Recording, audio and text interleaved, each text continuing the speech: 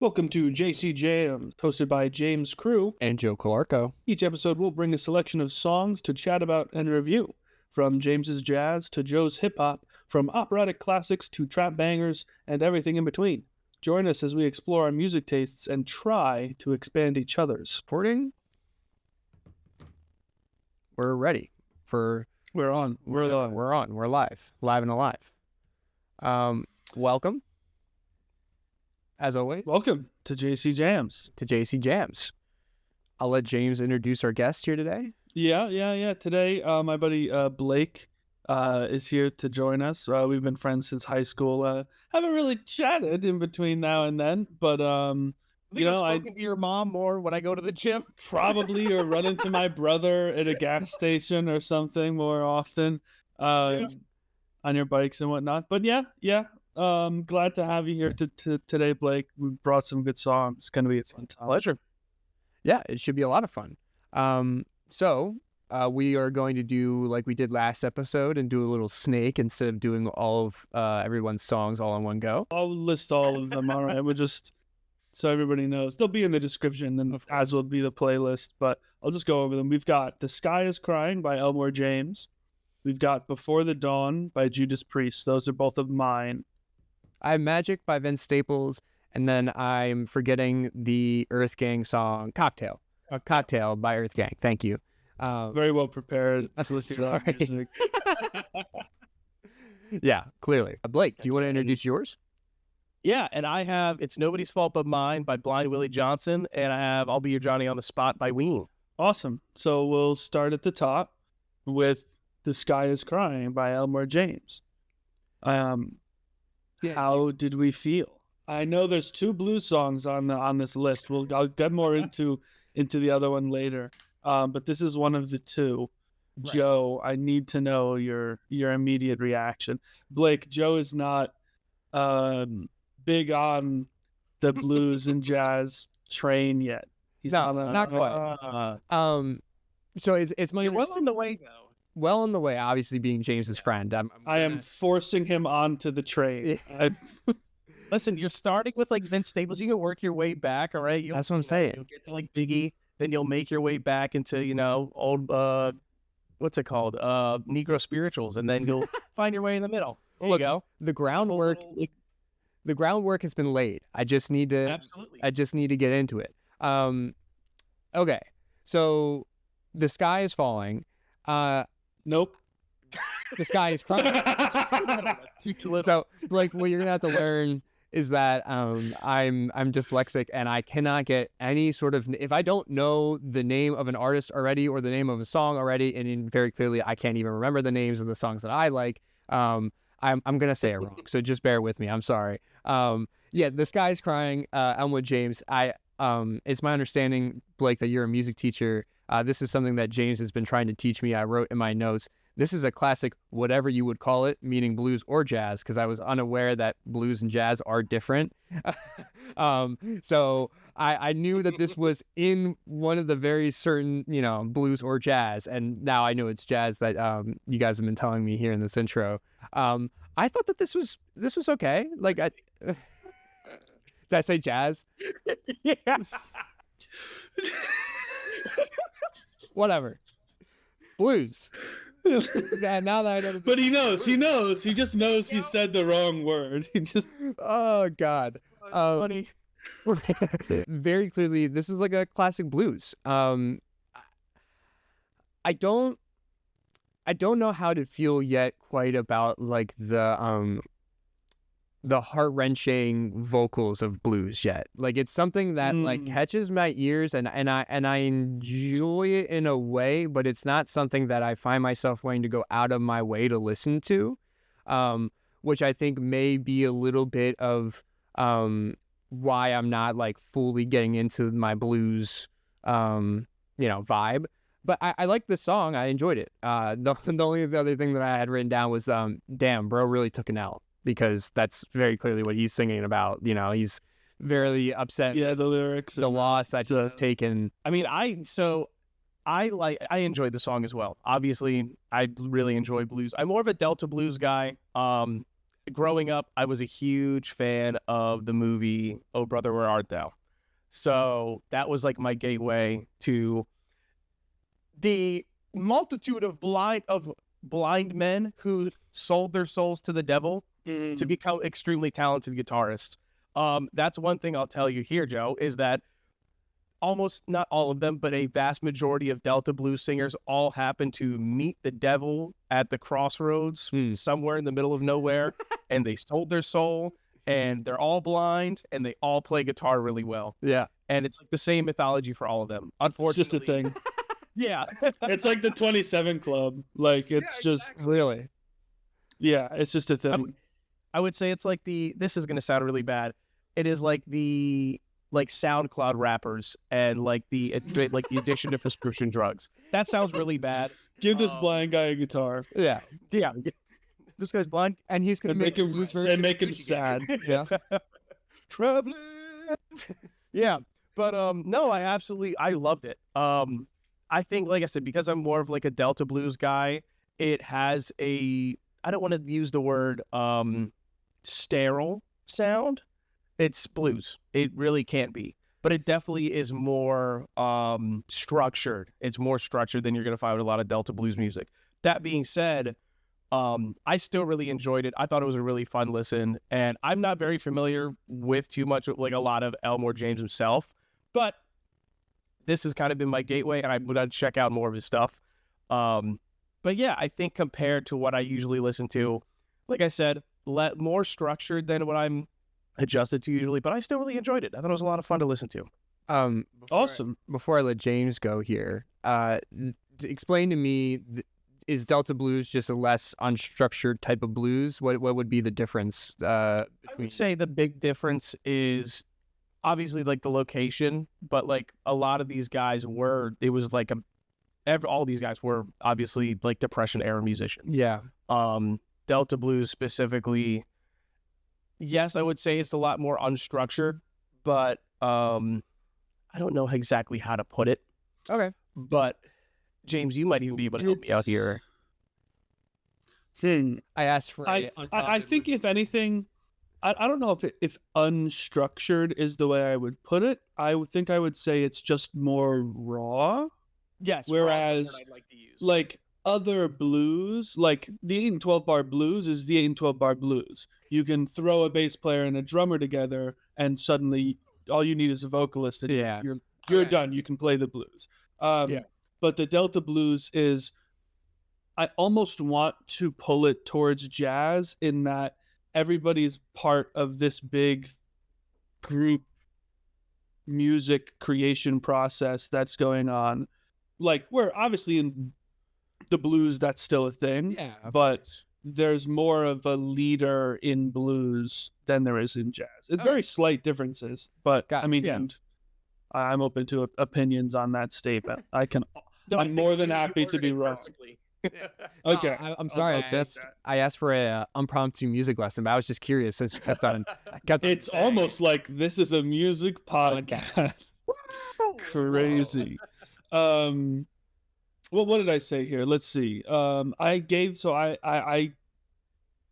again, because we mentioned another blues song later, I was qualifying the different ways they sing as like different ways of being upset.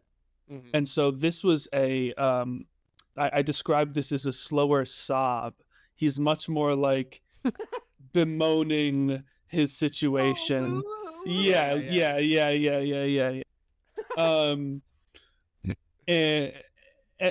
it's great. It's speaking of, I mentioned 12 bar blues. This is 12. It's just really, really slow. But it is pretty good. I dig it. The lyrics are funny. They are funny. And gave me an idea for. I think that would be, if I could find a way to create a crying sky, I would get that tattooed on my body. Yeah, that'd be a really nice back piece. I think if you can pull it together. Yeah, it's got to be more than just like it looks like it's raining. Like it's got to be. It's got to. Yeah. Exactly. Okay. Cocktail by EARTHGANG. I like the little brass opener. Okay, yes. I enjoy the instrumentation. right off the bat. The muted trumpets, really, really cool touch that I don't hear very often. I think it sounded good in general. The backbeat's really chill, but it stays on top of itself to like keep the song moving. And I kind of felt it in that middle section where it cuts out. It felt like it slowed down a bit, but I think it was pretty good overall. I enjoyed it. Yeah, heck yeah. Yeah, I don't listen to too much EARTHGANG, but they fall under that same subgenre of hip hop where it's all these guys, like a large group of guys. I don't know the exact name of it, because we're obviously 10 years past the blog rap era. Also, I'm going to turn into a hip hop nerd for a second, so bear with me. It's very much in that like post blog rap era of like semi underground artists, and I think one thing I love is that, like you said, with the more acoustic instrumentation that we get from these guys, obviously a lot of hip hop is sampling. It's a lot of drum machines. These guys opt for a more authentic sound in terms of like instrumentation. I think that's great. It gives me, and I'm going to sound like every beginner hip hop head ever, To Pimp a Butterfly. But I mean, everybody like appreciates that, and I think I like maybe to go a little farther back than that. It sounds like The Roots. It gives me the vibes of The Roots with Black Thought and Questlove and all those guys. And I would love to see more, I guess, for lack of a better term, analog hip hop is the term I will say. I've been yearning for it for years. Yeah. And like EARTHGANG brings it. EARTHGANG brings it every time. These guys have a great flow. They're fun to listen to. And like I said, they're still in that same subgenre of guys like we're going to talk about shortly, Vince Staples. God, there was a couple of guys you listen to. I have this playlist called New Cooks in the Kitchen, and it's literally made up of up and coming hip hop artists. Yeah. Who all kind of fall into the same subgenre. And I'm actually going to pull it up so I can get some names to reference. Please. But so yeah, like Benjamin Earl Turner, The Kid Leak, Dango 4-Lane, who's my favorite on this playlist, Coast Contra to an extent. Like these guys are all in that kind of similar subgenre of semi-underground artists who obviously a lot of them are still going to sample most of their music, but I still pull from that more analog, more acoustic instrumentation. And I always love it. So what I'll say, I'm also not the most avid EARTHGANG listener, but I have a couple of songs, and the songs that I do have in a playlist somewhere are songs that I just fucking love. Like, you know what I mean? They're one of those artists for me where, you know, yeah, I'm not like their most avid fan, but the music that I do listen to, like, oh my God, is it so freaking good? Yeah.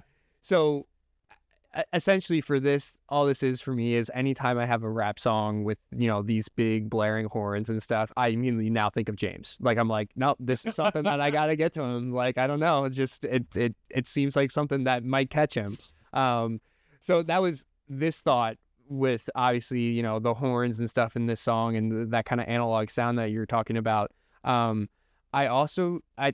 There's something really fun about I know, James, you said that this is when the song slows down, but when that song slows down, and you're gonna have to forgive me, I don't know who raps first versus who raps second on the verse. Oh, go ahead. Just to clarify, I don't think it I don't think it actually slows down. They just pull a lot of the instruments out of it. It's just okay, you're right. Yeah, it's just more bare bones. Yeah. But when the second verse comes in, and you know, he's kind of got like this super raspy, and he's singing. I forget what the line is, but it's right when he comes in. And he cuts right through all of the music, and I think that might be why they pull back some of the instrumental so that you can really hear him coming in on the track.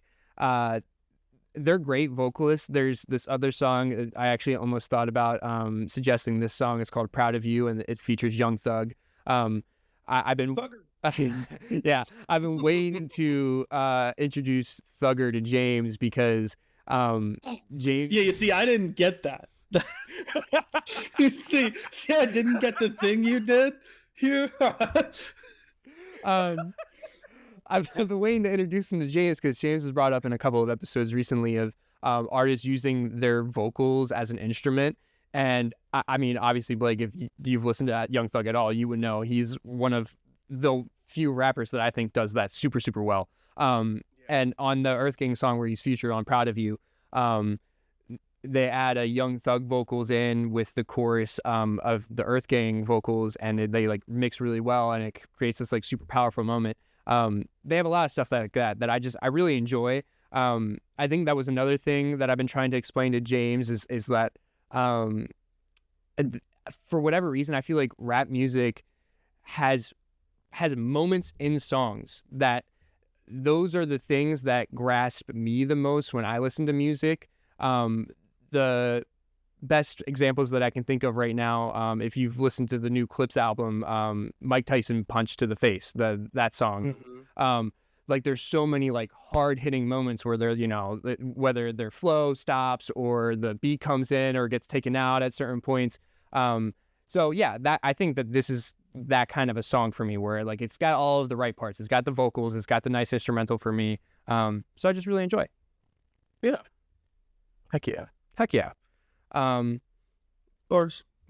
So Bars. We'll move to Blake, one of your songs. Do you want to do Nobody's Fault But Mine first?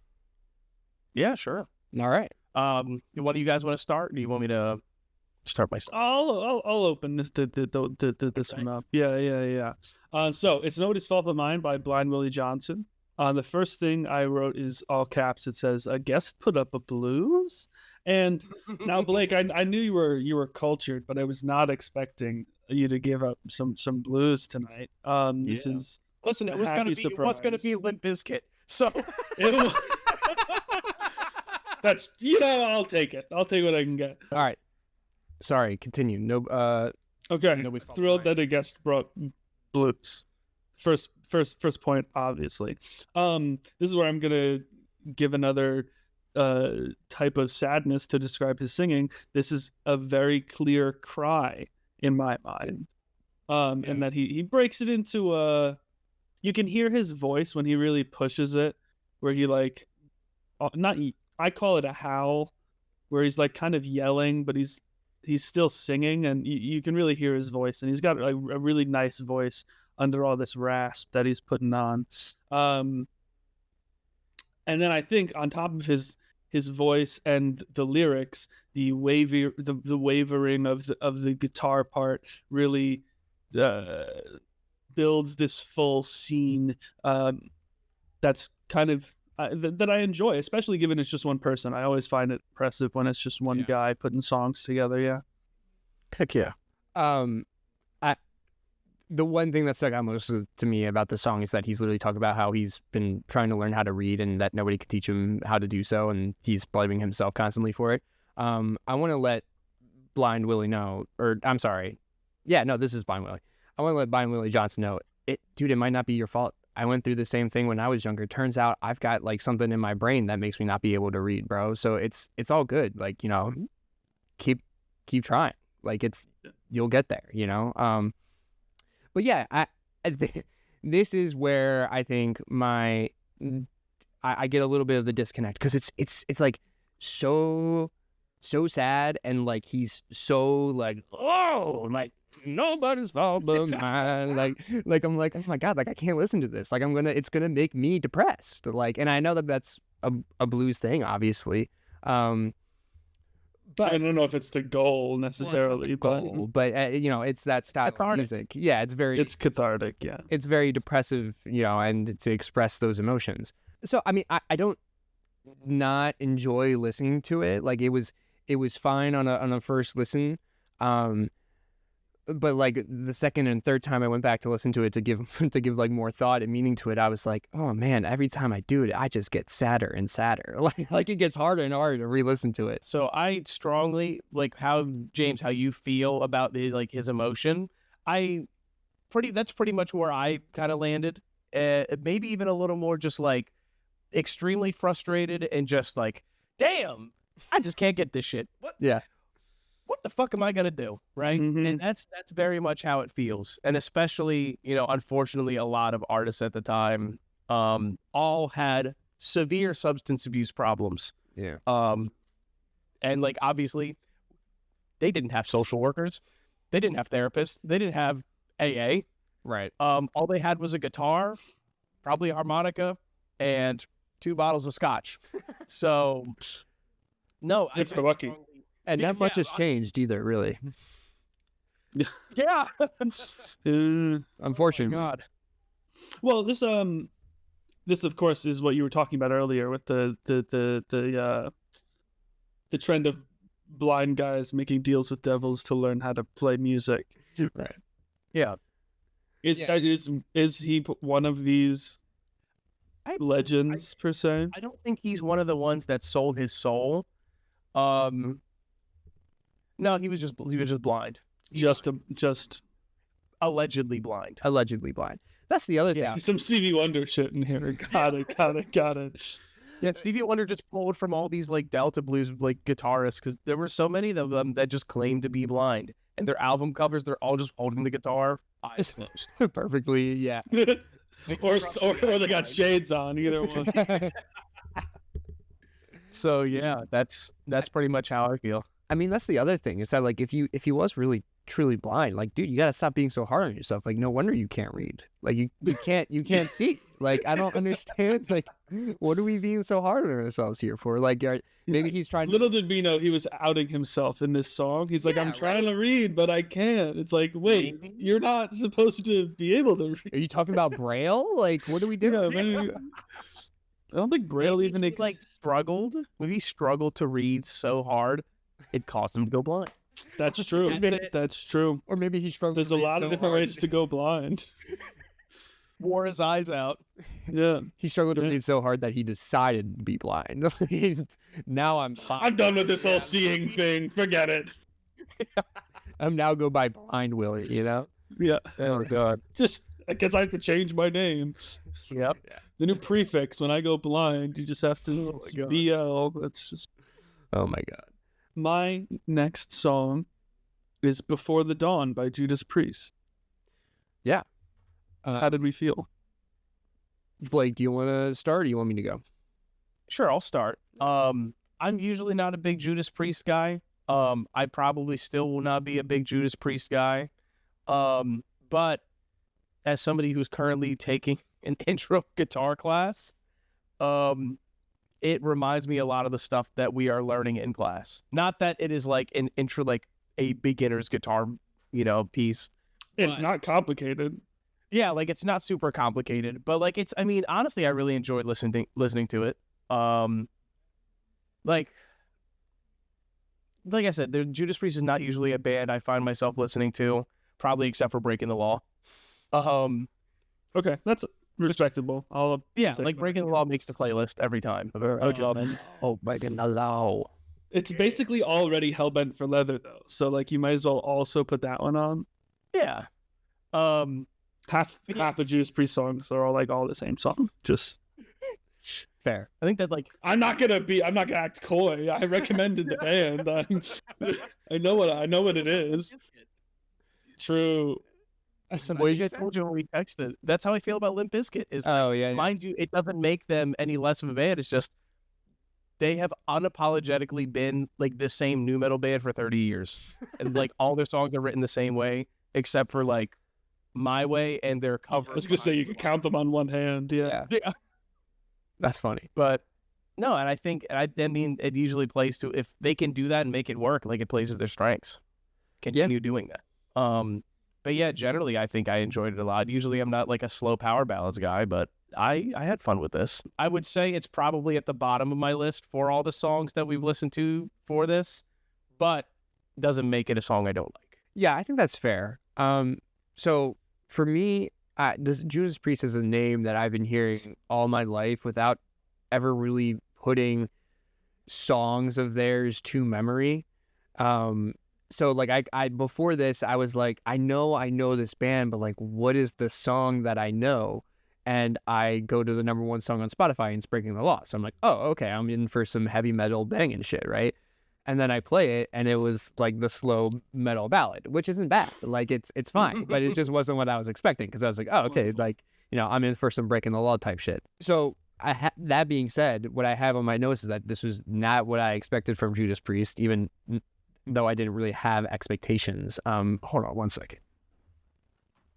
Getting blown out.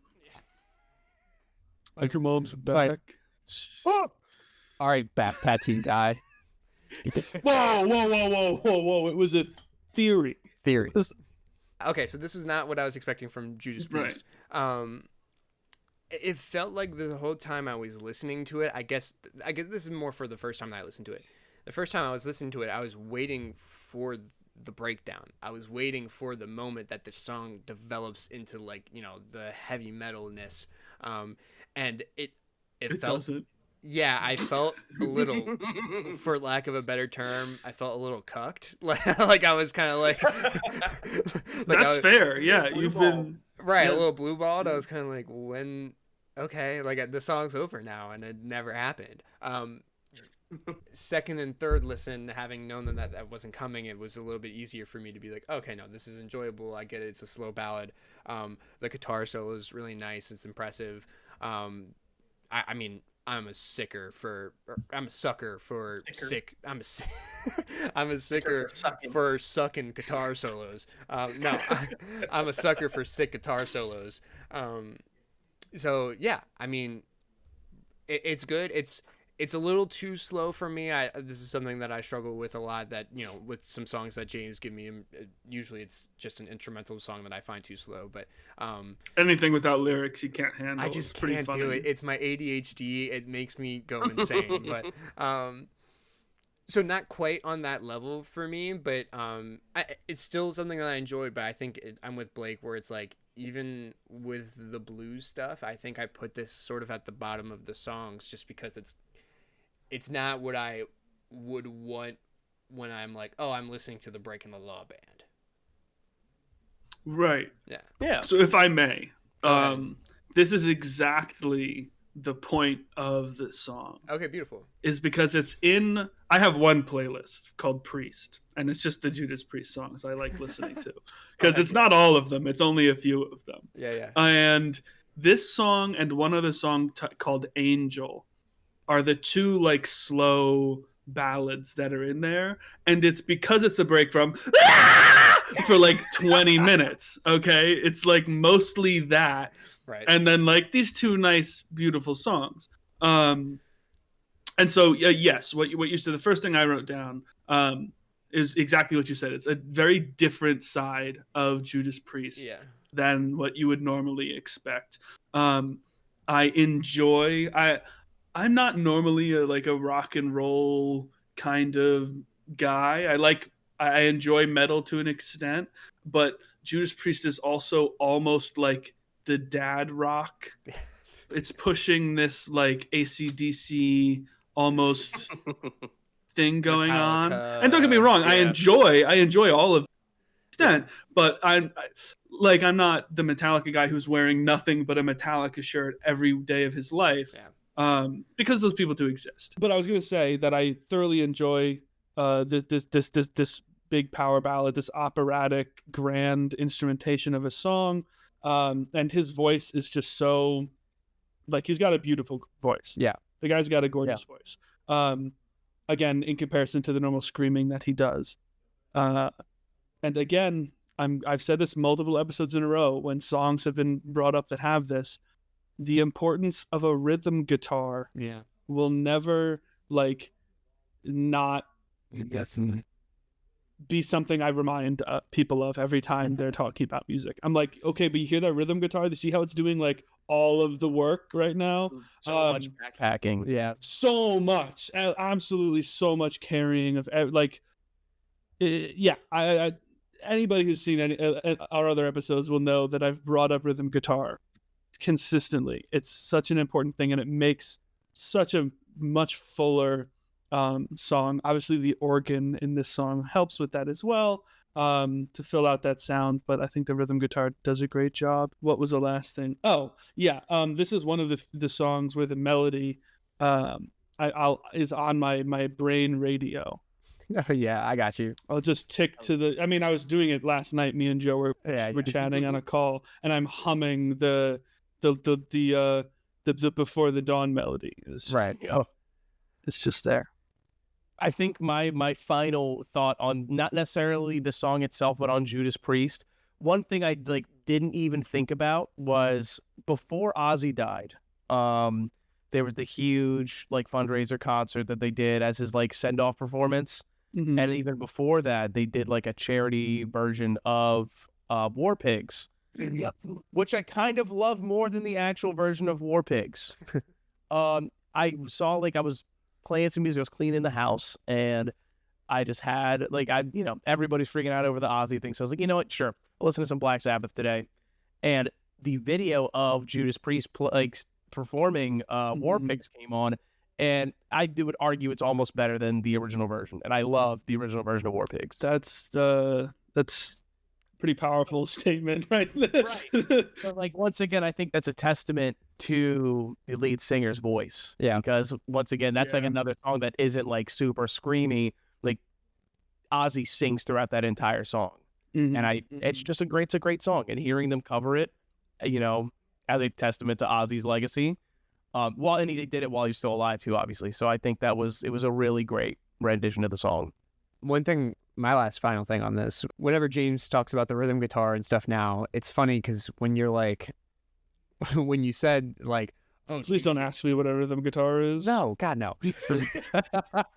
Okay. I was gonna say when you were like, oh, do you hear that rhythm guitar? It's funny because like most people I feel like don't, which is why like I feel like you kind of like missed this and like sort of. I think once you know what it is.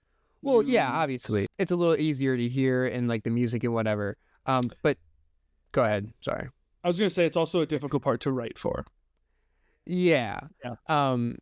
But I was just gonna say that it was funny. I had the thought immediately. I hear the rhythm guitar in the song. No.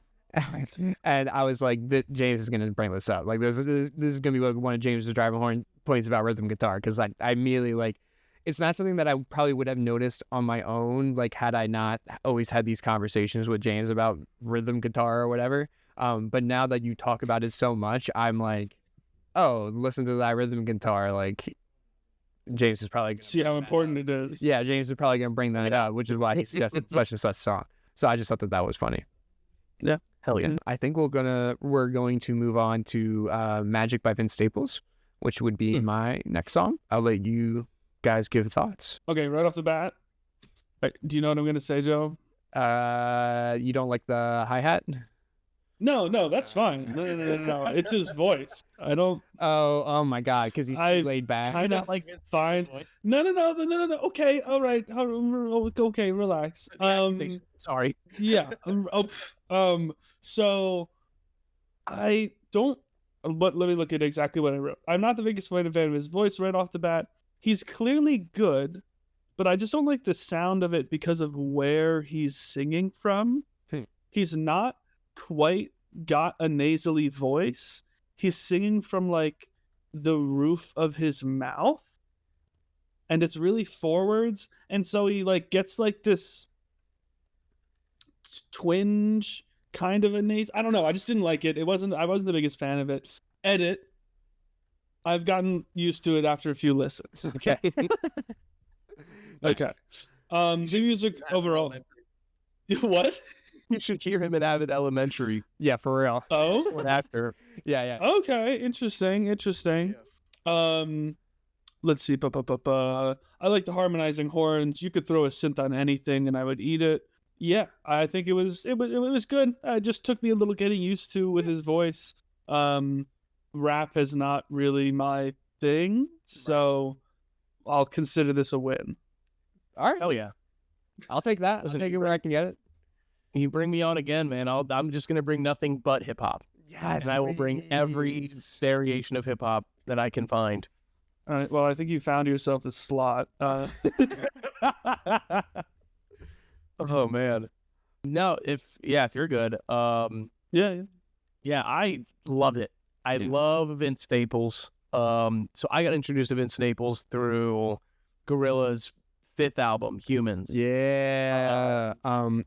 What's the song that he's on? It's gotta stop him, baby. Don't What's that called? Ascension. Ascension. Thank you. Yeah.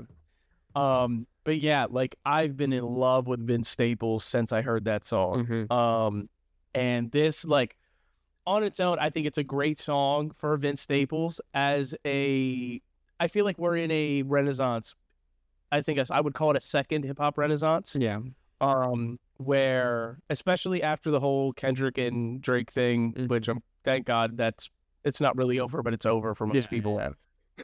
But I love that it's been a renaissance specifically for West Coast hip hop.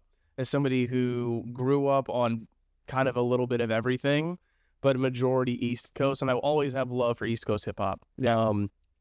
But seeing Kendrick kind of bring that entire circle of West Coast rappers together, whether it's himself, Vince, getting DJ Mustard to get all these guys to come together and just working with all of them, Tyler the Creator, so on and so forth. Just seeing all these guys be able to just have make this genre fun again and not so wrapped up in like what it was in the early 2000s where like every, most people just said, oh, rap music about guns, drugs, and sex. Yeah, like the bling, hot bling type of rap. Yeah. I would say like the gangster rap into the almost into like the, I don't want to say the glamour rap era. Yeah. That was just more about the money and the sex, less of the guns and drugs. Lame. Yeah, come on, guys. Come on. I mean, if you're not having guns with sex and drugs, what are you doing? Like, Come on now. Yeah. Dismiss it. Come on. I think it's a fun song. Vince absolutely kills it. Yeah. As usual. And just like DJ Mustard just being like, hey, we're just going to have fun on this track. And it's just going to be two dudes from opposite sides of like South Central Lake, LA. And we're just going to have a fucking great time. I want to hear more of Vince Staples and DJ Mustard together. There was something I was going to say earlier, actually, about the EARTHGANG song. And I kind of want to pull it into this area. And it's that I want there are two big hip hop albums I want to see made. Or I guess one is a hip hop album, one is a compilation album.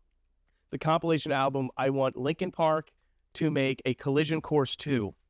Instead of Jay-Z, I want it to be Busta Rhymes.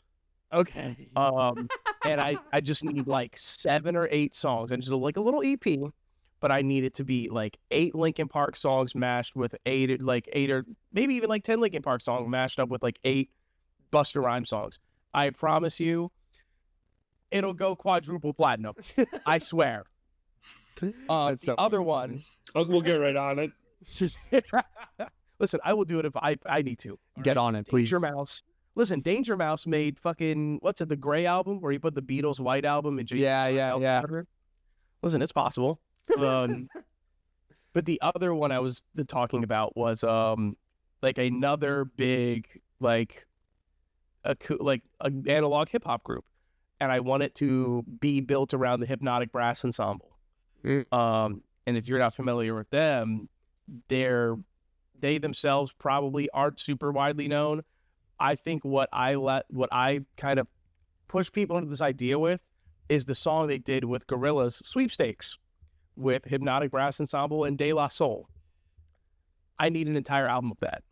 Okay, I'm not familiar with that one, I'll be honest, but well, next time I'm on here, that's what we'll be discussing. All right.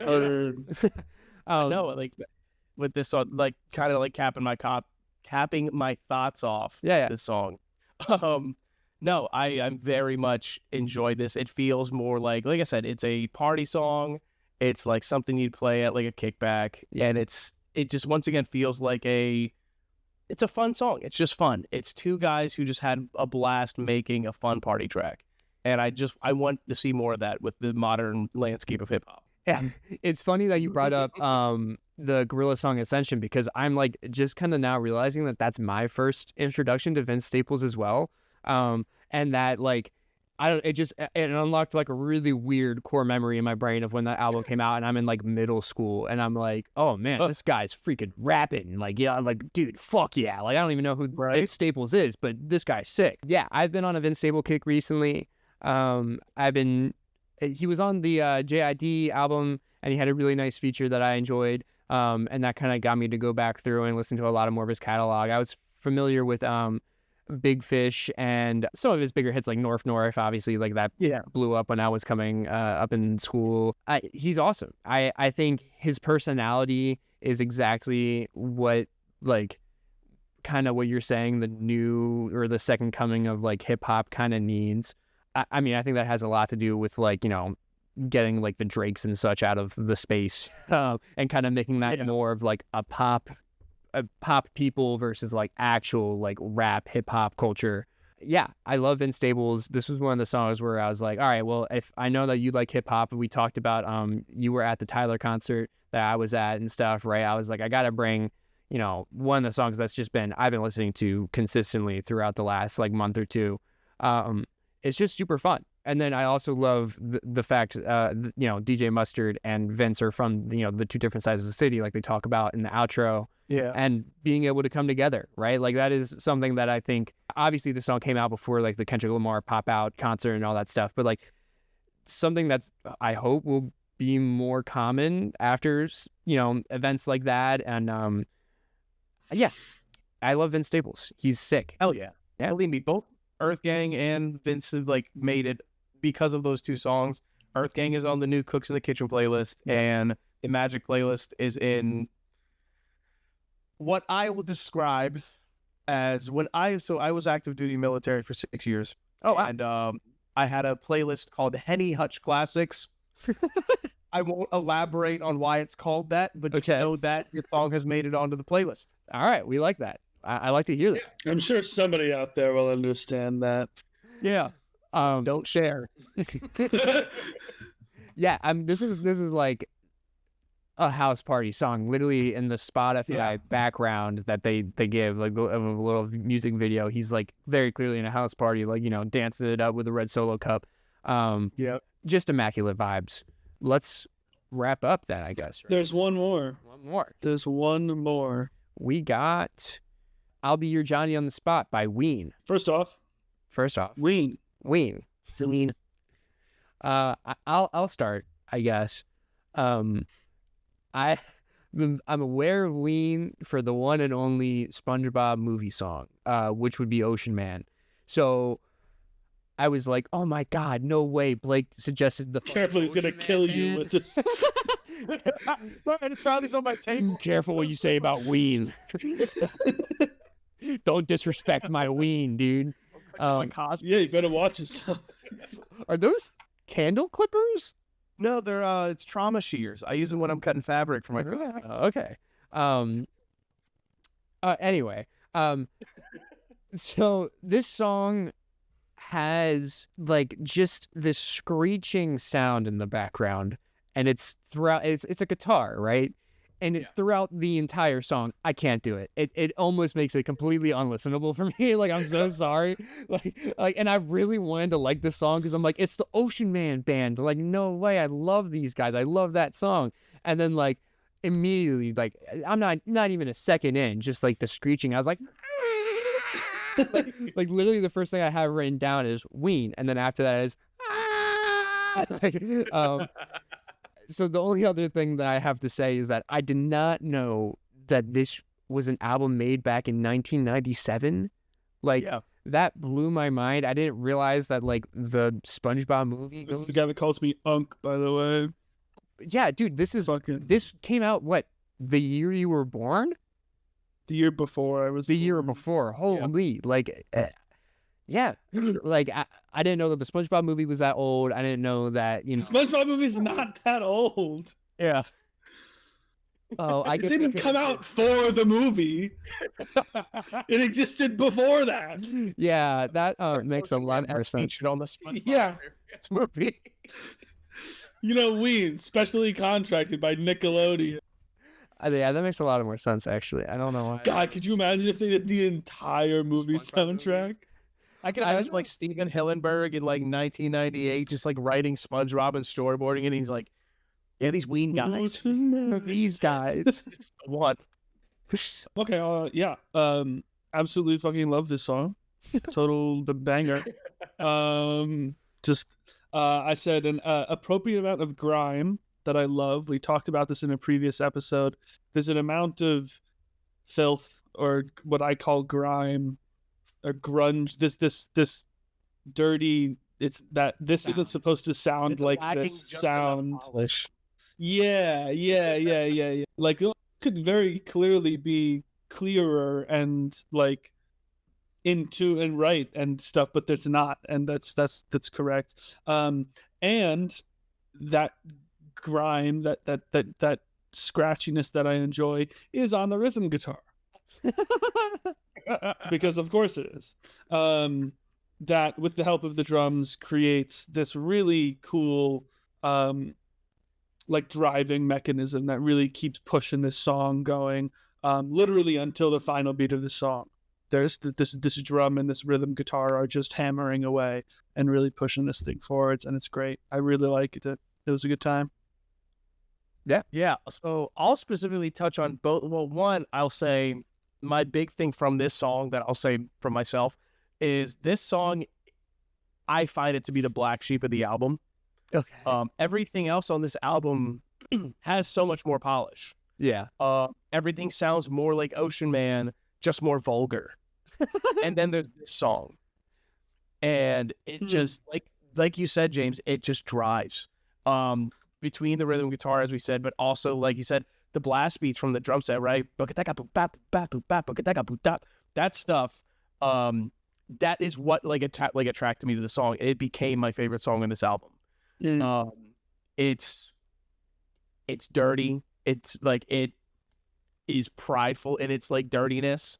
And it's, oh my God, I don't know how else to describe it other than just like this song. Like, it goes hard, man. It's fucking good. Yeah. It is fucking fun. And like, when I was listening to the album, one, like, yes, I knew it was the same album as Ocean Man. I just wasn't I was not anticipating how horribly vulgar this album is. What can you got an example of this?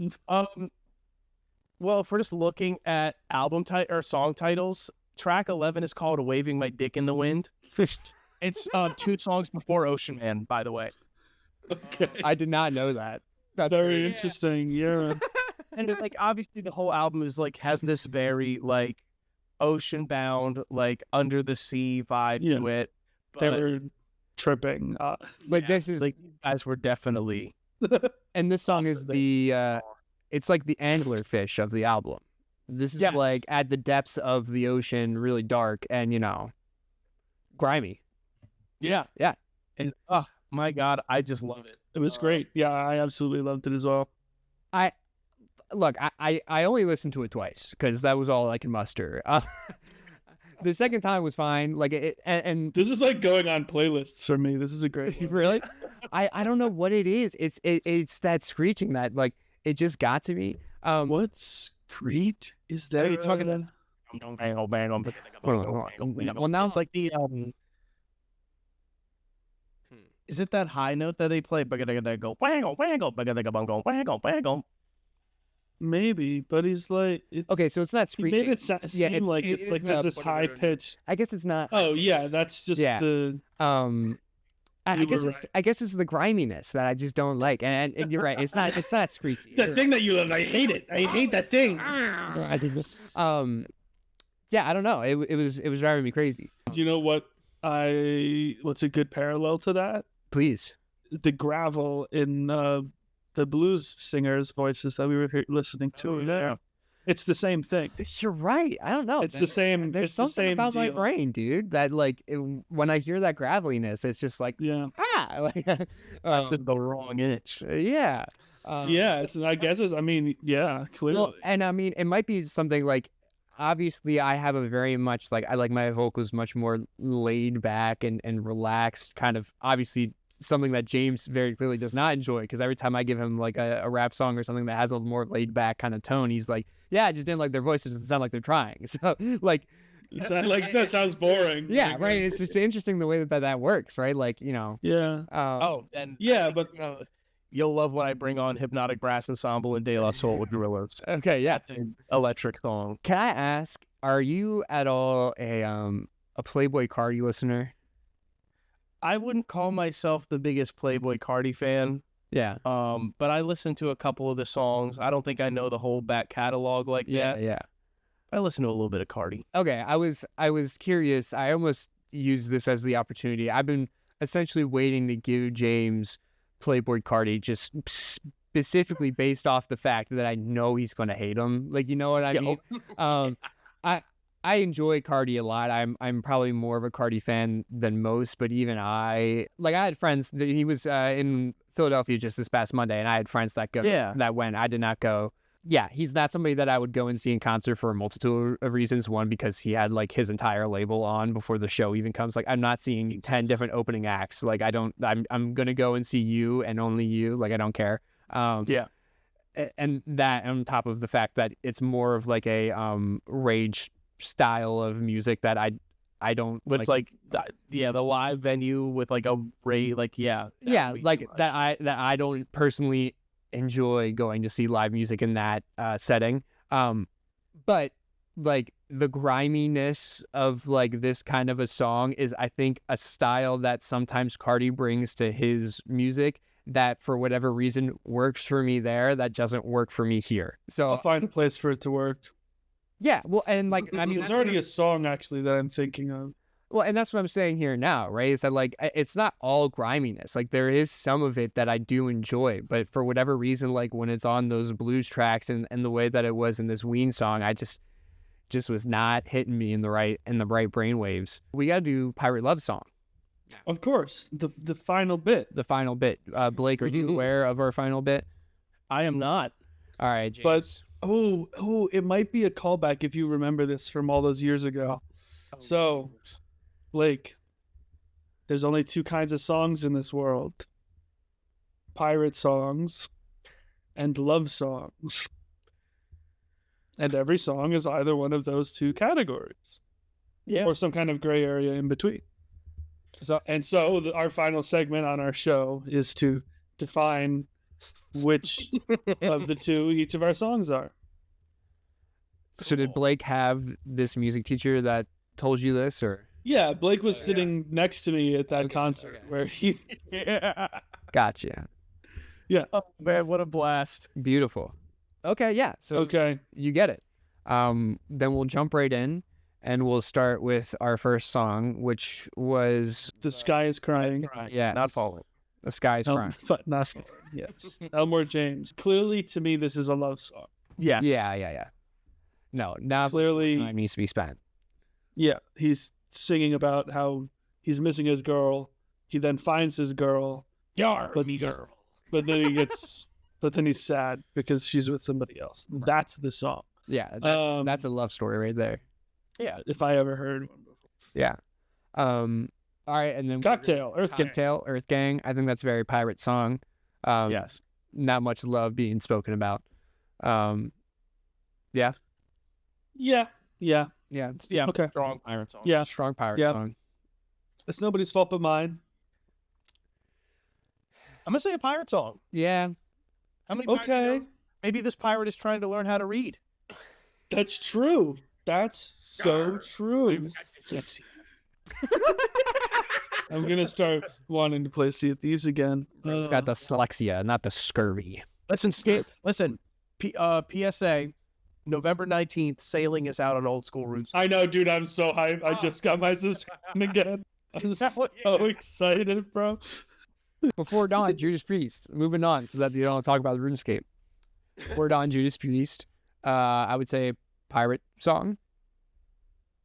No? Why would you say pirate song? I would say pirate song just because I don't really remember many of the lyrics.